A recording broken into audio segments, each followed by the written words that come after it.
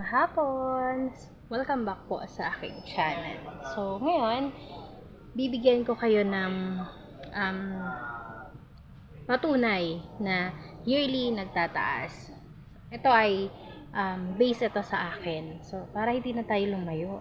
Baka sabihin nyo fake news. So, ito legit ito dahil ito ay nangyari sa akin. So, ahente ako ha. Ahente na ako ngayon.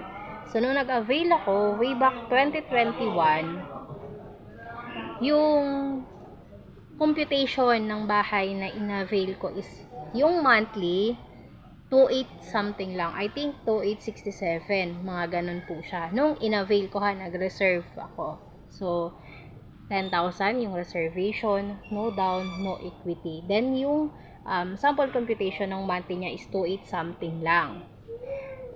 Lumipas, 2021 ako, diba? So, lumipas yung 2 years, to be exact, until now. Nagulat ako nung na-approve na ako kay Pag-ibig, nakita ko na yung contract, ang monthly ko na is 3,900. So, actually, hindi pare-pareho, no? May iba na mas mataas, pero wala pong mas bumaba sa 3,900. No, walang mas mababa or na hit yung 28 something na nung time na nag-avail kami way back 2021. So, 'di ba, isipin mo, in-avail mo 'yon 2021, yung monthly na sinasabi is 28 lang. Then nung na-approve na kami, 39 na. 'Di ba masakit? Kasi syempre, ine-expect mo yung bahay na in-avail mo is 28 lang. So mas mababa, 'di ba? Kayang-kaya. Abot kamay ng bulsa natin bayaran. Pero moving forward na tayo dahil wala naman na tayong choice, nandun na process na, na-approve na. So, tinanggap na natin. So, yun yung patunay na yearly po nagtataas ang monthly. Hindi po nagbabago ang TCP. Actually, same pa din naman ang TCP niya. 580,000 yung bahay. Yung kabuuan. Pero yung monthly po, mas mataas. Imaginein mo, from 2,800 to 3,900. So, di ba, ang laki ng diferensya.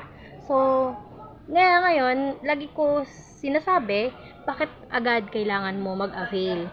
Kasi yung ngayon mo na, sample, ngayon 3,900 na yung bahay namin na na-avail. 3,900 na yung monthly. Baka possible, 2 to 3 years from now, maging 4 or 5,000 na siya. Who knows, diba? So, kaya kayo, huwag nyo nang patagalin. Kasi, pre-selling po yung i-avail nating bahay. Hindi ho yan RFO na kapag binigyan na kayo ngayon ng computation, ayan na yan.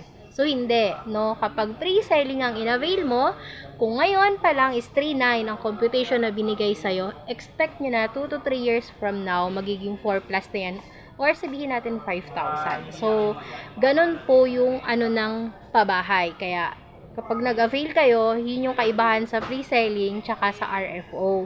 Pag RFO, kung ano po yung binigay sa'yo na computation, yun na yung monthly nyo. Kapag pre-selling, kung mababa siya ngayon, possible 2 to 3 years, tataas po yan bago ma-turn over sa inyo ang bahay. So, isipin mo kung patatagalin mo pa yung pagkuha ng bahay, mas lalong magmamahal at magmamahal ang monthly. Ikaw na lang ang hindi mahal, kaya kumuha ka na. Bye!